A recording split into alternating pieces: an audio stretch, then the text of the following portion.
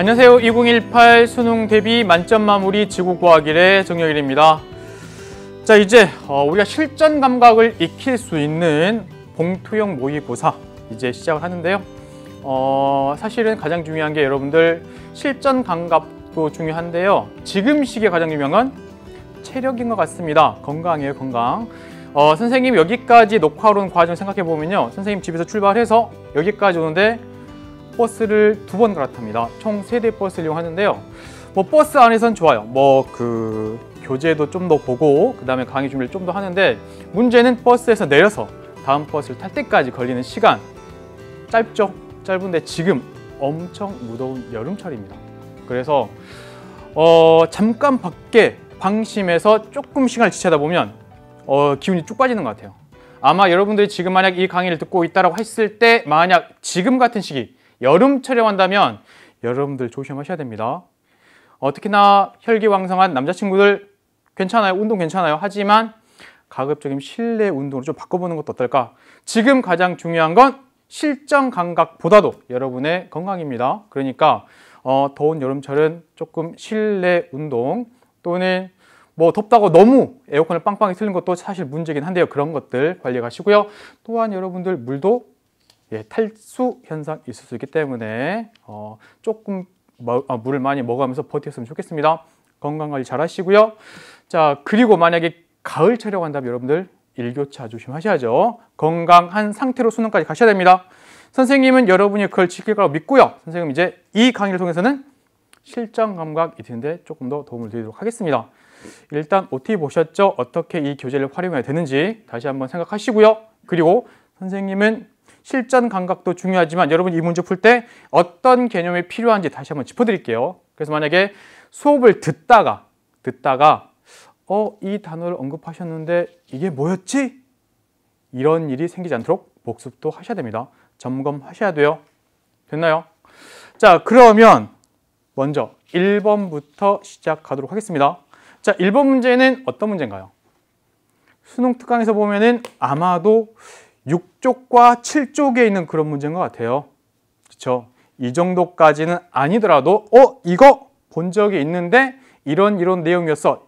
전부 다 머릿속에 떠올라야 합니다. 이게 실전 대비예요. 문제를 봤을 때 이거였었어. 이런 개념들이 언급됐었지 라고 머릿속에 떠오를 수 있을 만큼 복습하셔야 됩니다. 됐죠? 자, 1번 볼게요. 자, 1번에서 묻고 있는 것은 행성에 생명체가 존재할 수 있는 조건의 일부를 나열하고 있습니다. 여기에서 우리는 맨 처음에 생명 가능지대를 배웠고 그리고 나서 쭉쭉쭉쭉 나왔었죠. 자, 보니까 A는 대기의 존재입니다. 대기가 있어야죠. 그런데 대기에서 뭘 배웠나요?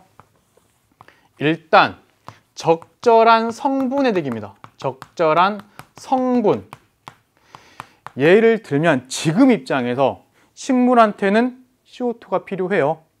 그렇죠? 광합성을 하려면 식물이든 동물이든 호흡하려면 산소가 필요해요. 됐죠? 또한 유해한 자외선을 차단시켜줄 수 있는 오존이 필요해요. 그래서 적절한 성분의 대기가 필요하고요. 또한 적절한 두께의 대기가 필요합니다. 두께. 너무 얇아도 안 되고 너무 두꺼워도 안 돼요. 그렇죠? 너무 두꺼운 애 누가 있었죠? 금성 있었습니다. 금성 너무 두꺼우니까 온실 효과가 너무 강하죠. 지구는 적절한 두께입니다. 그래서 적당한 온실 효과가 나타납니다. 이때 온실 효과의 정의는 뭔가요? 온실 효과, 우리에게 주는 의미. 첫 번째는 온실 효과는 대기가 있기 때문에, 온실 기체가 적절하게 있기 때문에 적당한 정도로 온도가 올라간 상태에서, 온도가 약간 올라간 상태에서, 대기가 없을 때보다 약간 올라간 상태에서, 또한 일교차는요. 일교차를 작게 만든 효과예요. 그럼 만약에 온실 기체가 너무 많다, 온실 효과가 너무 크다라고 할 때 문제점은 온도가 너무 올라간다고요. 됐죠? 대기가 너무 없어요. 온도는 낮아지고 일교차는 커져버리는. 근데 지구는 적절한 두께의 대기를 갖고 있기 때문에 생명체가 존재하기 좋은 거고요. 자기장 나왔습니다. 자기장. 지구 자기장을 연관시켜도 생각해도 돼요. 지구 자기장 역할이 뭐죠? 지구 자기권을 형성시켜 줍니다. 이때 지구 자기권 역할. 지구 자기권 뭐가 있나요? 역할. 다 떠올리셔야 돼요. 자기권. 지구 자기권 역할은 태양에서 날아오는 고에너지 입자. 그게 바로 태양풍. 또한 우주에서 날아오는 고에너지 입자나 대전 입자 이런 거, 우주선 이런 것들 차단시켜 준다라는 거. 됐죠? 자, 그리고 이제 행성이 공전하고 있는 항성. 항성은 별입니다. 별의 질량. 요게 바로 생명 가능 지대와 관련이 있는 거죠. 됐나요? 자, 어떤 별 주변에서 물이 액체 상태로 존재할 수 있는 거리 범위를 생명 가능 지대라고 해요. 이때 중심별의 광도가 크면 생명 가능 지대는 중심별에서 멀어지고 폭은 넓어집니다. 됐죠? 또한 질량 나와 있으니까 이것도 보셔야겠네요. 질량은 마찬가지 적당한 별이 좋아요. 중심별의 질량이 너무 커버리면 그 별은 진화 속도가 너무 빠릅니다. 그죠? 그리고 수명은 짧아져요. 이런 것들 전부 다 복습하셔야 됩니다. 기억 볼게요. 자, 기억에서는 A가 없다면 지구 기온은 현재보다 낮아지겠죠. 됐죠? 온실효과가 사라지는 거니까 온도는 낮아지고 일교차는 커져버리는, 그래서 기억 맞았습니다.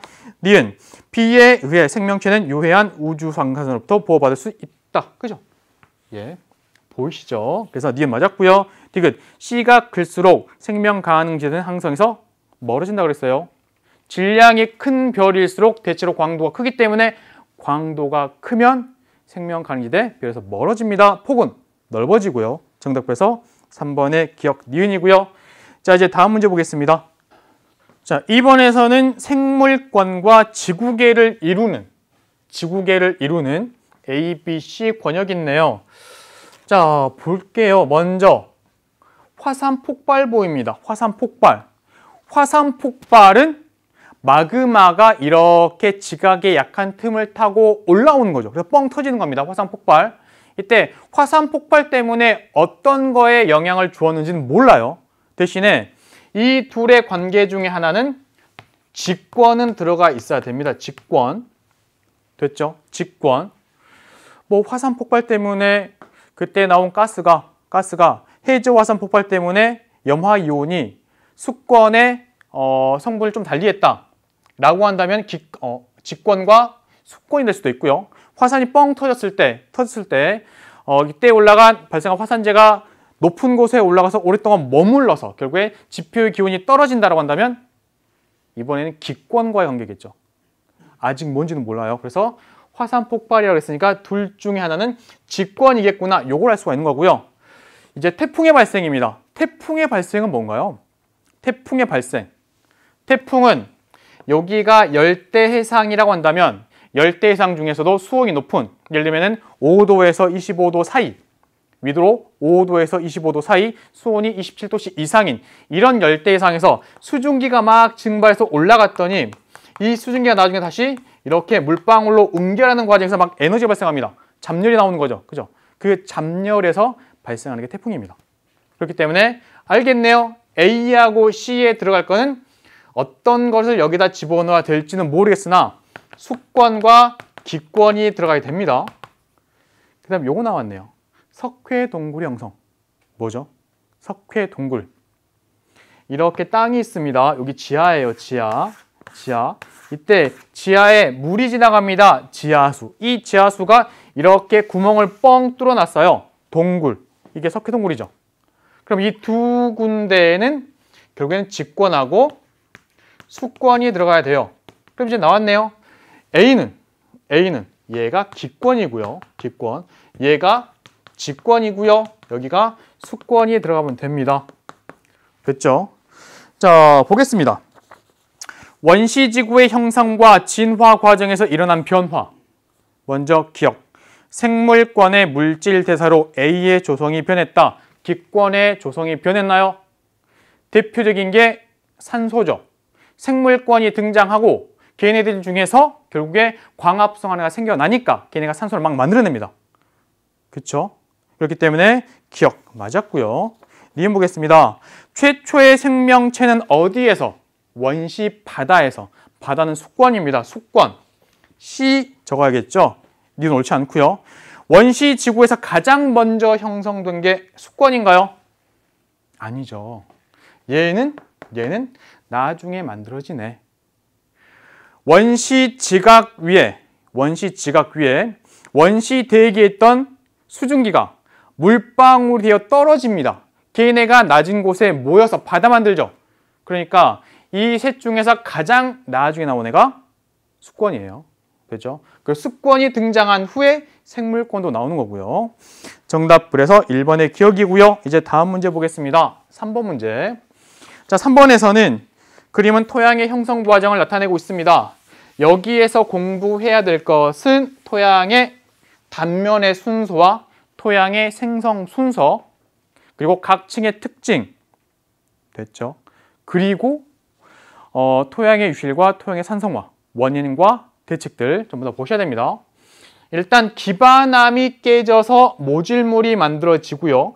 모질물이 깨져서 표토가 만들어집니다. 이때 이 위에 막 비가 내리니까 빗물과 함께 표토에 있는 물질, 표층에 있는 물질들이 이렇게 내려와서 쉼토를 만드는 거예요.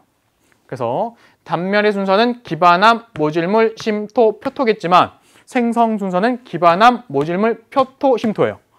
그리고 각 층의 특징. 모질물은 기반암이 깨져서 만들어진 돌조각과 모래로 되어 있고요. 유기물이 거의 없어서 식물이 자라기 어렵죠.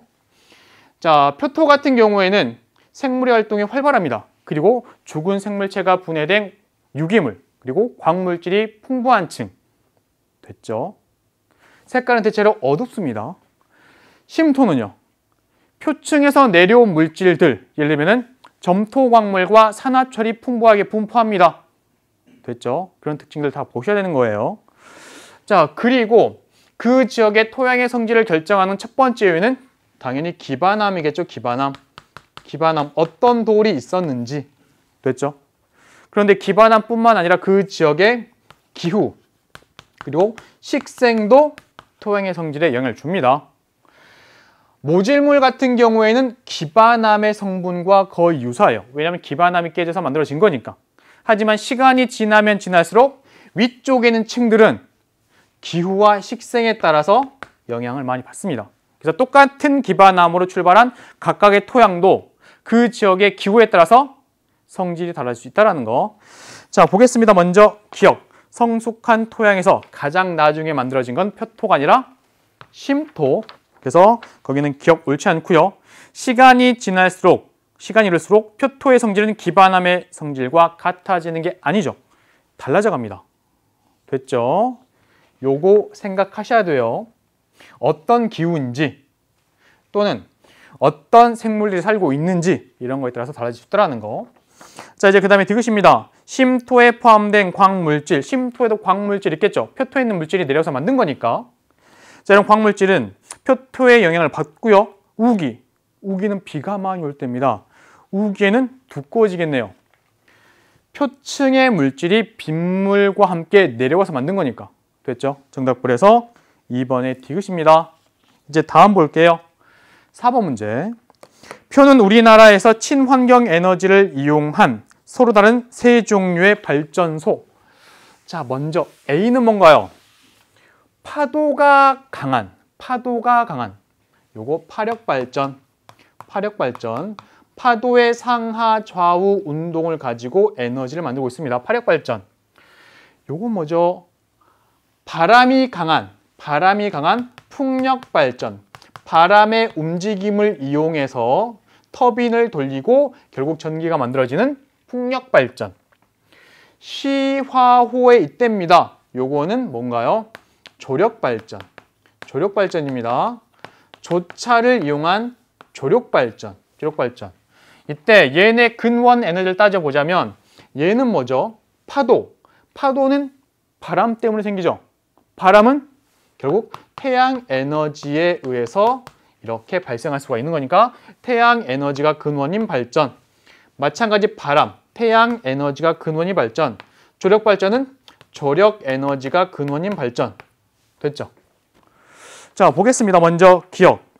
A는 달과 태양의 인력. 요거는 기조력, 조력 이런 거잖아요. 그죠? 그렇기 때문에 기억 옳지 않습니다. 요거 보이는 파력과 풍력은 태양 에너지가 근원인 발전이고요. 자, 이제 그 다음에 니은. B는 바람이 강한 산맥 부근이나 해안 지역에 설치하는 게 유리하겠죠. 왜요? 바람을 이용하는 거니까. 디귿. C는 지구 내부의 열 에너지. 지구 내부의 열 에너지. 지열이라고 보면 되고요. 얘 근원은 지구 내부 에너지가 근원입니다. 됐죠? 지구 내부 에너지가 근원인 거. 그래서 디귿도 옳지가 않습니다. 얘는 조력 에너지가 근원이라는 거. 달과 태양의 기조력 또는 조성력, 간단히는 인력. 됐죠? 정답 그래서 2번의 니은입니다. 자, 이제 다음 문제 볼게요. 다음 문제는 5번입니다. 5번. 여기 보니까 이걸 아름다운 한반도에서 출제했다라는 게 일단 포인트인데요. 아름다운 한반도 이런 문제가 났을 때 여러분이 가장 걱정하는 거 또는 아름다운 한반도 수능에 꼭 나와요. 공부하는 과정에서 걱정되는 거. 첫 번째는 내 머리로 다 외울 수 있을까? 나온 걸 전부 다 내가 외울 수 있을까? 이게 첫 번째죠. 두 번째는 약간 어찌어찌 해서 외우긴 외웠는데 갑자기 이상한 지역이 나면 어떡하지? 전혀 보지 못한 명소가 나면 어떡하나? 공부한 적이 없는 것. 이게 가장 큰 고민이죠. 그래서 말씀드렸습니다. 어떻게 공부하라고요? 첫 번째는요. 지질학에서 언급되는 지질학의 기본 개념부터 공부하셔야 돼요. 지질학의 기본 개념부터 보셔야 됩니다. 말은 어려워 보이지만 어렵지 않아요. 예를 들면은 화성암의 종류, 퇴적암의 종류, 변성암의 종류 이런 것들. 화성암에서는 화산암과 심성암의 차이점, 현무암과 화강암의 차이점, 그리고 전리 전부 다 수능 특강이 있죠. 그렇죠? 이런 것들. 그 다음에 뭐 변성암에서는 변성암을 만드는 그 작용도 변성작용. 그 중에서 뭐 접촉 변성작용과 광역 변성작용의 차이점. 광역 변성작용은 압력까지 더해지니까 염리가 나타납니다. 이런 것들. 그렇죠? 이런 거 보셔야 되고요. 또한 습곡, 정단층, 역단층 이런 것들. 퇴적암의 종류. 그렇죠? 응회암이 뭐죠? 화산재가 쌓여서 만들어진 것. 이런 것들 전부 다 아셔야 되고요. 그리고는 퇴적 구조. 그 다음에 층리, 화석 이 정도입니다. 어렵지 않은 거예요. 자, 그리고 나서는 교재에 있는 지질 명소를 전부 다 암기해야 돼요. 근데 뼈대가 있으면 편하다고 그랬죠. 그래서 선생님이 마인드맵을 제시했습니다. 마인드맵. 뼈대부터 외우셔야 되고요. 요거 자료실에 올려드릴게요. 보시고요. 그 다음에 뭔가요? 결국에 수능 특강을 보면은 수능 특강에서 개념 파트가 나오죠. 지질 명소들 사진과 함께 암기하셔야 됩니다. 자주 보면서. 그 다음 과정이 당연히 연계 교재 문제들. 그죠? 연계 교재 문제들에다가 우리 모의고사의 문제들 이렇게 추가해서 공부하시면 맞는다고요. 한 문제를 맞는다고요. 이 과정이 많아 보이지만 사실 그렇게 많지가 않아요. 마인드맵을 활용하는 방법도 전부 다 본강에서 말씀드렸습니다. 마인드맵은 일단은 적고 책상 앞에 붙여라. 그리고 자주 보세요. 됐죠? 해볼게요. 자, 먼저 갑니다.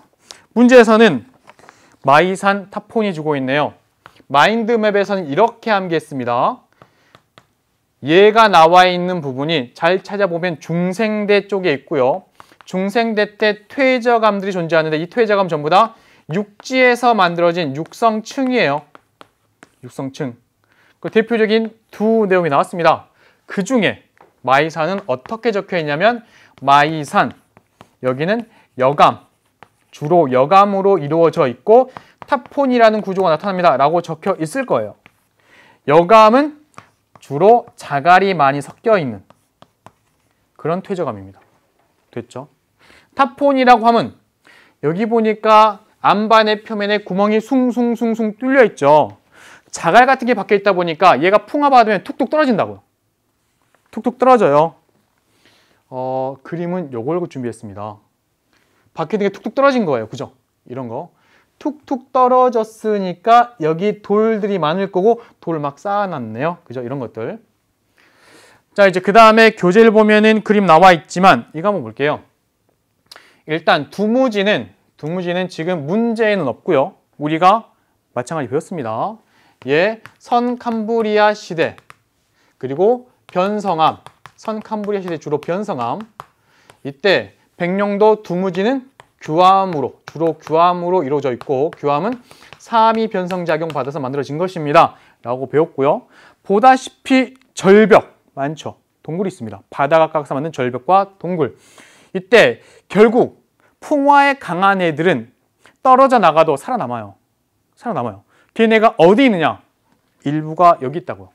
백령도 가보면 해안가에 작은 자갈이 있는 그런 곳이 있습니다. 작은 자갈, 콩돌이고요. 콩돌이 있는 해안, 콩돌해안. 이게 지금 그림에 나와 있는 거죠. 자, 보겠습니다. 먼저 기억. 가는 마그마가 냉각될 때 기포가 빠져나간 흔적인가요? 현무암처럼 그렇게 만들어진 건가요? 아니라고. 얘는 퇴적암, 풍화작용 받다 보니까 밖에 있는 게 떨어진 거예요. 그죠? 그렇기 때문에 기억 옳지 않습니다. 자, 니은. 나는 오랜 기간 침식작용을 받아 형성되었습니다. 됐죠? 돌이 떨어졌을 때 이렇게 동글동글하게 생겼을까요? 아니겠죠. 바다네요. 파도 때문에 얘네가 파도도 맞고 파도 때문에 서로 부딪히면서 오랜 세월. 시기 보세요. 선캄브리아 시대 때부터 있었던 땅들입니다. 거기에서 나온 돌조각들이에요. 얘네 시간 지나면서 깨졌겠죠. 그리고 바닷가 어딘가 쌓였겠죠. 그런 과정에서 바다 때문에 깎인 거라고. 됐죠. 그래서 니은 맞았고요. 디귿 마에서는 주로 퇴적암, 주로 여감이고요. 백령도는 주로 변성암. 됐죠. 정답불에서 2번의 니은입니다. 자, 이제 다음 봅니다. 자, 다음은 우리 어디죠? 독도입니다. 독도. 그리고 여기가 지금 해저라고 보시면 되고요. 이렇게 우뚝 해산 있네요. 요게 해수면입니다. 해수면. 우리한테 보이는 건 요거. 이게 독도. 근데 아래는 저런 것들이 많습니다. 엄청나게 큰 규모의 해산이 존재합니다. 됐죠? 이때 마찬가지 마인드맵에서 배웠던 거 기억하시나요? 선생님 앞에 문제 풀 때 아름다운 한반도를 공부하는 방법 말씀드렸습니다. 그리고 이제 여기에 또 적용을 해보면 독도는 신생대, 화성암, 주로 화산암으로 이루어진 지역입니다. 화산암에는 현무암도 있고요. 안산암도 있고요. 유문암도 있는데 이런 화산암에서 주로 보이는 전리는 주상전리. 주상전리는 용암이 냉각, 수축하는 과정에서 만들어질 수 있습니다. 자, 대표적인 곳들 나와 있죠. 제주도부터 시작해서 쭉쭉쭉 갈 텐데 그 중간에 울릉도, 독도도 들어갑니다. 됐죠? 선캄브리아 시대에 만들어진 섬이라고요. 됐나요? 또는 거기 보니까 약 270만 년 전. 그러면 고생대, 중생대, 신생대가 있을 때 각각의 시작을 외워도 풀 수가 있어요. 5, 4, 2, 5, 065 이렇게 5억 4천만 년 전에 고생대 시작이고요. 2억 5천만 년 전에 중생대 시작, 6,500만 년 전에 신생대 시작. 됐죠? 자, 이제 그리고 가스 하이드레이트 있습니다. 얘는요. 천연가스의 주성분인 메테인 여기에 어떤 환경? 일단 온도부터 적으면 저온, 고압의 환경에서 얘가 물 분자와 결합해서 만들어진 얼음 같은 형태, 고체 상태의 에너지원입니다. 됐죠? 일명 그래서 에너지원이다 보니까 불이 붙어요. 그래서 불타는 얼음이 별명입니다. 불탄 얼음. 자, 저온, 고압, 그리고 메테인이 주성분 보셔야 되고요. 얘는 우리가 에너지 자원에 집어넣습니다. 에너지 자원. 에너지를 만들어 주니까요. 자, 그리고 얘는 주의할 점이 두 가지가 있어요. 우리나라 독도 부근에 있죠. 동해에 있죠. 있습니다. 다량 분포예요. 하지만 얘는 바다에만 존재하는 게 아니라 영구 동토층에서도 발견되는 곳들이 있습니다. 영구 동토층. 뭐 바다 밑에서도 발견되지만 영구 동토층에서 발견되고요. 그 다음 불 붙이면요. CO2 발생합니다. 온실일체 발생해요. 온실일체 발생합니다. 또한 공부하실 때 요거랑 비교하셔야죠. 누구? 망가니즈 단계. 망가니즈 단계는 해양 광물 자원. 얘는 퇴적 광산. 금속입니다. 금속. 되죠? 금속 광물 자원. 이렇게 보셔야 되고요. 얘는 우리나라 바다가 아니라 태평양 심해저에 다량 분포합니다. 됐죠? 두 애 중에 얘가 더 깊은 바다에서 만들어질 수 있는 이런 것들 기억보겠습니다. 독도는 신생대에 형성되었죠. 그 다음에 디귿 볼게요. 저온 고압의 상태에서 형성이 됩니다. 이제 니은인데요. 니은. 새 해산이네요. 산이 바다 밑에 3개 있습니다. 해산. 그런데 여기 보니까 얘네 공통점은요. 보다시피 정상부가 대체로 평평한 이런 편이네요. 됐죠? 일반적으로 산은 어떻게 생겼죠? 산? 이렇게 생겼습니다. 이렇게. 그쵸? 이때 만약에 얘가 처음부터 지금까지 계속 바다에 있었으면 모양이 이렇게 생겼을 거예요. 그런데 예전에 이런 적이 있었어요. 이게 지금 해수면입니다. 이런 적이 있었어요. 그러다 보니까 파도 때문에 깎여가지고요. 정상부가 이렇게 됩니다. 됐죠? 그리고 이제 이 바닷물이 이렇게 위로 올라가니까 지금처럼 된 거라고요. 됐나요? 그러면 거기 있는 건 니은. 맞았습니다. 해수면 위로 드러난 적이 있었다는 거죠. 평평한 위쪽 부분을 보고 판단하는 겁니다. 정답 5번의 기억니은 디귿이고요. 7번 갑니다. 자, 7번에서는 화산 분출과 관련된 탄소의 순환 과정. 탄소의 순환입니다. 탄소의 순환. 자, 화산 뻥 터졌네요. 대기 중으로 올라갔습니다. 이 중에 화산가스도 있죠. 화산가스. 화산가스 중에 가장 많은 건 뭔가요? 수증기입니다. 수증기. 화산가스 중에 가장 많은 건 수증기. 그 다음이 이산화탄소고요. 여러 가지 있고 SO2라고 하는 애도 있습니다. 얘 이산화황이고요. 얘는 산성비와 관련된 물질입니다. 라고 먼저 공부하셔야 돼요. 자, 여기서는 탄소와 관련됐으니까 얘네 빼고 요거 생각하면 되겠죠. 주로 CO2. 됐죠? CO2. 자, CO2가 대기 중으로 빠져나갔습니다. 이때 CO2가 비의 노가 지표에 이렇게 비의 노가 지표에 내렸답니다. 됐죠? 자, 그리고 이제 얘가 결국 이렇게 물과 함께 와서 이렇게 해저에 퇴적되었습니다. 지금 탄소를 전부 다 얘기하는 거고요. 우리 여기서 탄소의 순환도 떠올려야죠. 보세요. 우리 탄소의 순환 이렇게 배워요. 탄소는 기권에서 주로 CO2의 형태로 존재하고요. 그 다음에 CO2가 녹았다라고 생각해 보면 뭐 비로 내려서 이렇게 와도 결국에 녹았다라고 한다면 결국 이 안에는 탄산과 관련된 탄산염 이온의 형태로 주로 존재합니다. 탄산염 이온. 탄산염 이온은요. 결국 칼슘 이온과 만나면 뭐가 된다고요? 탄산칼슘 돼요. 탄산칼슘. 탄산칼슘에 대해서 가라앉습니다. 탄산염. 이렇게 우리가 표현한 탄산염 광물이나 탄산염으로 이루어진 암석들. 탄산칼슘 형태로 가라앉는다고요. 대표적인 게 석회암이라고 하는 퇴적암. 또한 생물권에는 식물, 동물, 얘네를 이루는 유기 화합물의 형태, 또한 해저 생물들도 있을 거고요. 해양 생물들. 그리고 얘네 중에서도 탄산칼슘 형태를 갖고 있는 애들도 있겠죠. 뭐 조개 껍질 이런 것들. 그리고 식물이 묻혀서 또한 유기물 성분을 가지고 있는 해양 생물이 묻혀서 화석연료 만듭니다. 이 화석연료는 직권에 있다고 보시면 되죠. 그래서 분포 보셔야 돼요. 기권, 수권, 직권, 그리고 생물권. 됐죠? 그 중에서 가장 많은 탄소는 어디? 직권에. 또한 얘네들의 이동, 탄소가 어떻게 이동해 가는지 보셔야 돼요. 보셔야 되고요. 그리고 기권의 탄소를 증가시키는 요인과 감소시키는 요인. 증가시키는 요인은 첫 번째, 지금 보이는 화산활동, 호흡, 바다에서 빠져나오는 방출. 감소는 광합성. 광합성, 그리고 바다에 녹아 들어가는 과정. 됐죠? 바다에서 빠져나오니 들어가니를 결정한 건 바닷물의 수온입니다. 수온.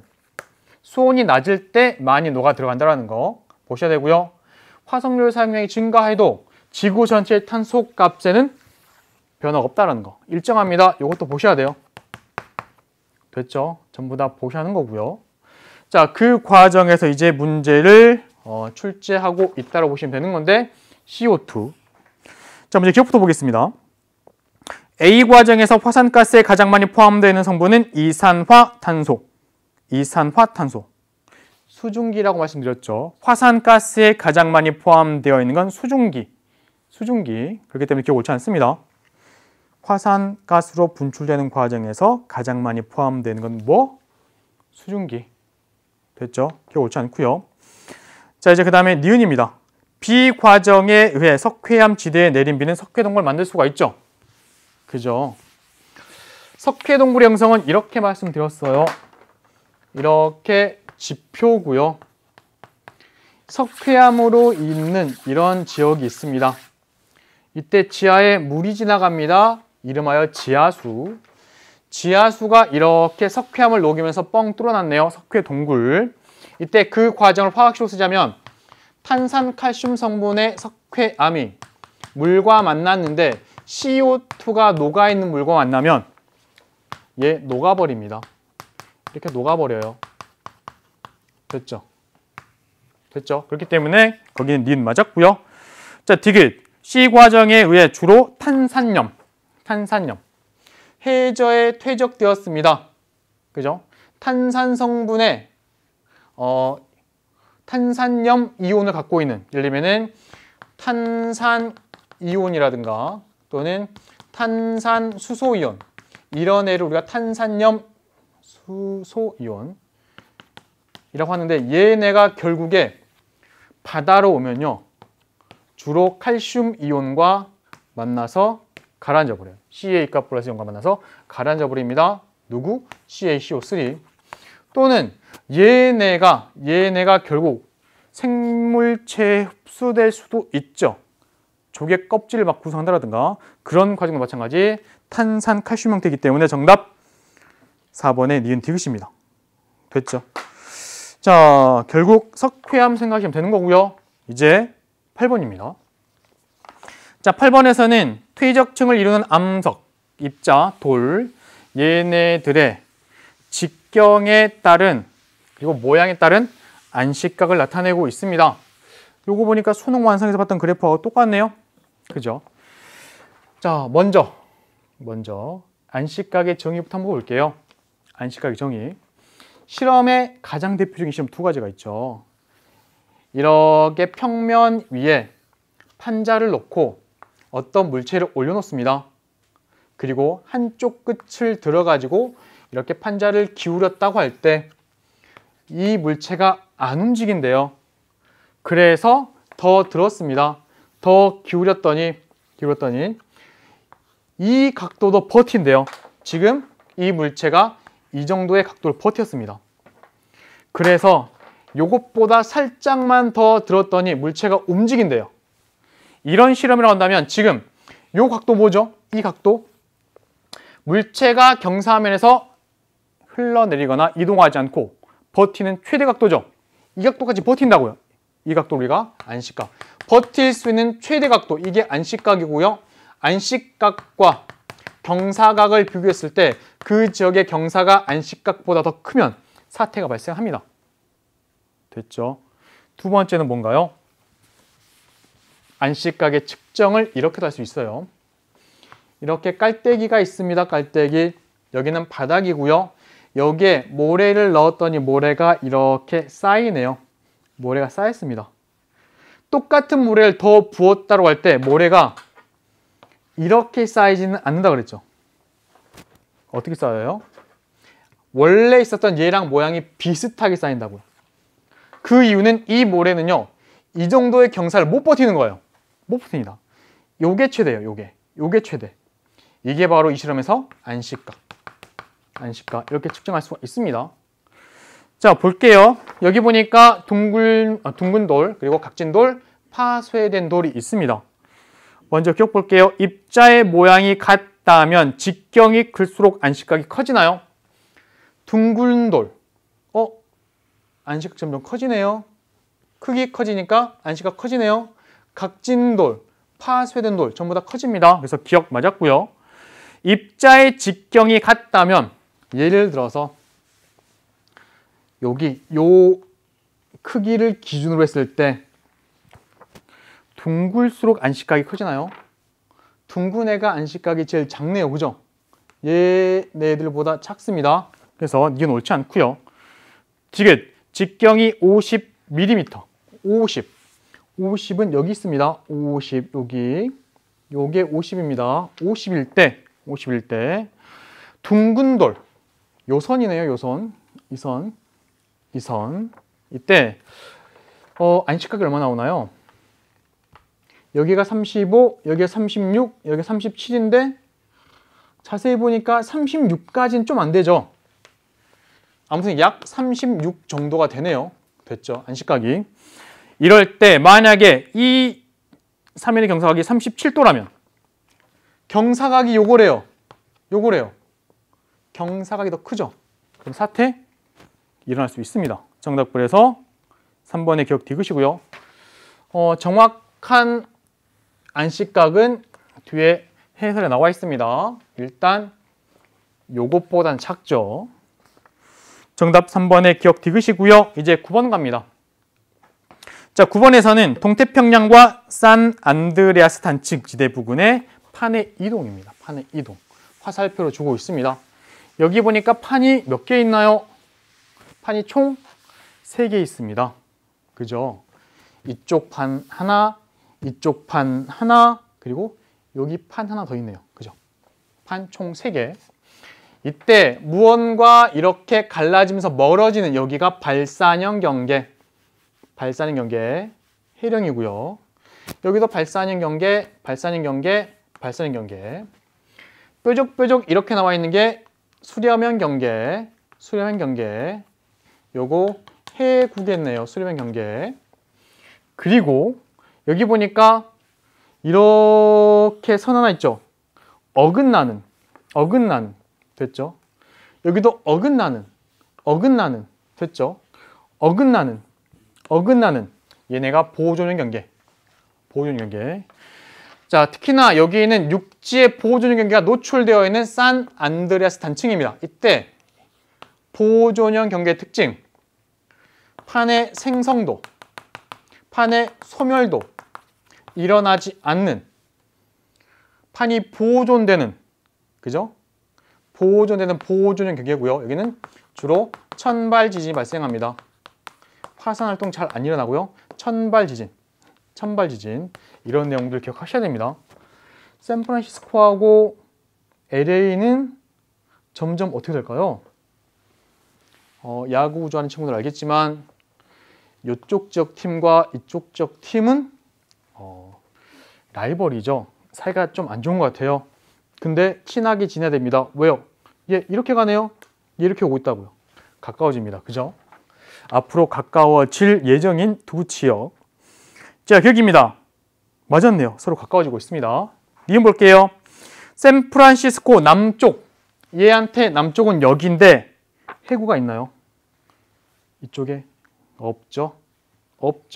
그렇기 때문에 니은 옳지 않고요. 디귿. 신발 지진이 아니라 천발 지진. 정답불에서 1번의 기억입니다. 자, 이제는 10번 문제. 10번에서 그림은 12월 어느 날 15시 현재. 12월.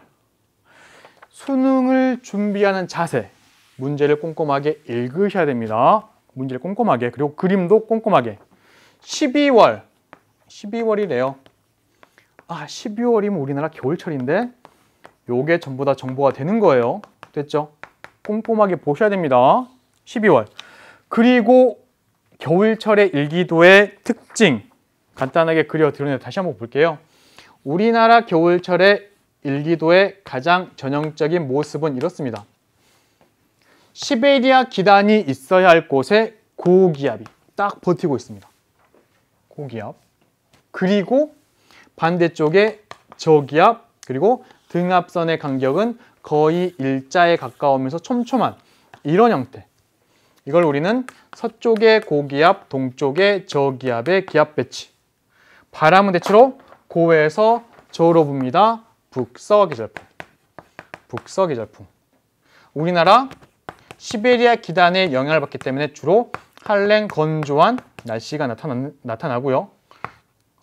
가끔은 폭설도 올 때가 있습니다. 이때 이 폭설은 어떻게 설명한다고요? 기단의 변질로 설명합니다. 기단의 변질로. 됐죠? 자, 일단 12월이라는 걸 가지고 전형적인 모습으로 떠올려봤고, 또는 이것도 보세요. 보세요. 자, 보니까 고기압이 지금 여기 있습니다. 여기 고위도 지방이죠. 고위도 지방이고 그 다음에 대륙이에요. 고위도 지방에 있는 기단이겠네. 한랭. 한랭하겠구나. 또한 대륙이네. 건조하겠구나. 이렇게 큰 애가 버티고 있네요. 그죠? 이걸 보고도 우리 겨울철 생각해 볼 수가 있는. 자, 그리고 이제 이렇게 세력이 확장되어 오겠구나라는 것도 한번 염두에 두고 나서 이제 풀어볼 건데요. 일단 이쪽은 지우고 나서 설명드리겠습니다. 자, 보겠습니다. 먼저 자, 기역인데요. 기역. A 지점에서는 남서풍이 불까요? 남서풍일까요? 아니죠. 북서풍이 붑니다. 북서풍이 대체로 이렇게 불고 있을 북서풍. 그래서 먼저 기억 옳지 않고요. 니은. 현재 우리나라는 저기압의 영향으로 날씨가 흐린가요? 주변보다 기압이 낮은 저기압 있고요. 그쵸? 저기압은 상승기류 동반합니다. 그래서 구름도 만들어지고. 됐나요? 그래서 날씨가 흐리고 구름도 많은. 니은 말했습니다. 디귿. 우리나라 서해안 일부 지역에서는 많은 눈이 내릴 가능성이 있죠. 이거는 기단의 변질로 설명할 수 있습니다. 그냥 간단히 그려서 이렇게 세력이 확장되어 온다고 할 때 얘 입장에서는 남쪽이니까 따뜻한 바다를 지나서 서해안 오네요. 기단의 변질 이렇게 설명드리죠. 자, 이렇게 그려봅니다. 한랭 건조한 지역에 있어서 한랭 건조한 공기덩어리가 얘 입장에서는 따뜻한 바다를 지나 우리나라 서해안에 도착하는 경우는요. 이렇게 변해요. 얘가 여기까지 왔네? 아래 따뜻한 바다가 있네? 그래서 이 공기도 아래가 따뜻해집니다. 따뜻해지니까 이 공기 가벼워지겠죠? 가벼운 공기 위로 상승합니다. 상승하는 과정에서 이렇게 구름 생길 수가 있어요. 얘가 지금 여기까지 왔네요. 아래 또 따뜻합니다. 또 여기가 따뜻해지겠죠? 가벼워져요. 또 상승합니다. 그래서 이런 구름 만들어집니다. 두꺼운 구름, 이렇게 저군형 구름, 정라눈이 되어 도착한다고요. 그러면서 수증기도 공급받다 보니 여기에 엄청나게 많은 눈을 뿌릴 수가 있는 겁니다. 기단의 변질, 불안정해져서 도착한다라는 거. 자, 정답불에서 4번에 니은 디귿이고요. 이제 그 다음 11번 갑니다. 11번은 태풍입니다. 태풍. 태풍에서 공부해야 될 거, 태풍의 발생 지역, 그리고 에너지원 뿐만 아니라 태풍의 특징, 태풍의 중심, 태풍의 눈은 약한 하강기류가 있어서 날씨 맑습니다. 이런 것들 전부 다 보셔야 돼요. 태풍의 눈, 주의할 점 뭐죠? 태풍의 눈은 약한 하강기류가 있긴 하지만, 그래서 날씨가 맑긴 하지만 여기는 저기압이라는 거, 하강기류가 있어도 저기압, 이거 보셔야 되고요. 태풍의 세력이 약해집니다 라고 하는 건 태풍의 중심기압이 높아집니다. 세력이 약해져요. 중심기압이 높아져요. 이 말하고 똑같아요. 됐죠? 태풍은 중심기압이 낮으면 낮을수록 강한 애니까. 됐죠? 요거 주의하셔야 되고요. 자, 이제 그 다음은 이동이죠. 태풍이 이동해 가는 과정에서 안전반응과 위험반응, 그리고 각 지역에서의 풍향의 변화. 자, 설명드리겠습니다. 일단은 이렇게 되네요. 여기가 적도고요. 여기가 대략 30도라고 하고요. 여기가 60도라고 한다면 태풍은 적도가 아닌 열대 해상에서 발생합니다. 그리고 나서 북상하겠죠. 북상합니다. 이때 바람이 이 사이에서 이렇게 북동무역풍, 이쪽에서 편서풍이 불다 보니까 태풍은 이렇게 왼쪽으로 밀렸다가 오른쪽으로 이렇게 다시 꺾여서 이동합니다. 포물선의 경로를 따라서. 이때 태풍의 진행 방향의 왼쪽은 안전, 오른쪽은 위험. 왼쪽은 안전, 오른쪽은 위험이라고요. 됐죠? 그런 차이가 나는 이유는 뭔가요? 보세요. 이렇게 간다고 할 때 태풍은 저기압, 북반구에서 저기압은 바람이 이렇게 반시계 방향으로 불고 있는데요. 이때 태풍 자체에서 부는 바람의 풍속을 A라고 하면요. 또한 이렇게 태풍의 이동 속도를 B라고 하면요. 여기에서는 A하고 B의 방향 반대니까 A 빼기 B의 속도가 바람이 여기서는 A 더하기 B. 그죠? 바람이 더 세다고요. 얘보다. 여기도 A 빼기 B 반대니까 요거랑 반대니까 얘는 A 더하기 B 이렇게 된다고요. 안전반원, 위험반원. 됐죠? 이렇게 볼 수 있고요. 이때 태풍이 지나갈 때 안전반원과 위험반원에서의 풍향의 변화는 이렇습니다. 우리나라 있고요. 이쪽에 일본이 있습니다. 태풍이 이렇게 지나간다고 한다면 우리나라는 안전반원, 일본은 위험반원. 됐죠? 자, 이때 태풍이 이렇게 지나간다고 한다면 태풍의 진행 방향의 오른쪽에 있는 지역 위험반원인데요. 태풍이 지나갈 때 이 지역은 풍향이 저기 앞쪽으로 불겠죠? 저기 앞쪽으로 불겠죠? 이렇게 풍향이 바뀌겠죠? 무슨 방향? 시계 방향으로. 여기 시계 방향. 됐죠? 이렇게 외우라고 말씀드렸죠? 맛있습니다. 맛있어 이렇게. 자, 보겠습니다. 먼저 우리나라를 통과하는 동안 내일이면은 태풍 노루가 지나간다고. 노루. 그쵸? 다행히 일본 쪽으로 간다는. 물론 태풍의 진로는 사실 유동적인 거라서 당장 내일 어떻게 갈지도 모르겠지만 아무튼 지금 예보로는 노루가 일본 쪽으로 간다고. 아무튼 다행입니다. 자, 먼저 기억 볼게요. 태풍의 진로는 편서풍에 영향을 받았을까요? 30도 위쪽입니다. 이렇게 꺾였죠. 그렇기 때문에 우리나라를 통과하는 동안 편서풍 맞았고요. 니은 태풍의 중심 기압은 A보다 B에서 높다. A하고 B 중에 여기에서 세력이 더 강하죠. 얘가 차가운 바다나 육지에 상륙하게 되면 에너지원이 차단되기 때문에 태풍의 세력이 약해집니다. 약해진다는 얘기 중심 기압이 높아지는 겁니다. 그래서 A보다 B에서 높고요. 태풍에 의한 바람은 서울보다 부산에서 강합니다. 됐죠? 위험반원이니까. 정답 5번의 기억니은 디귿. 자, 여기까지 해서 첫 번째 1강 풀어봤고요. 어떠신가요? 혹시나 수업 듣다가 좀 익숙하지 않은 용어인데 라고 한다면 당연히 그 개념에 대한 학습 보충하셔야 됩니다. 됐죠?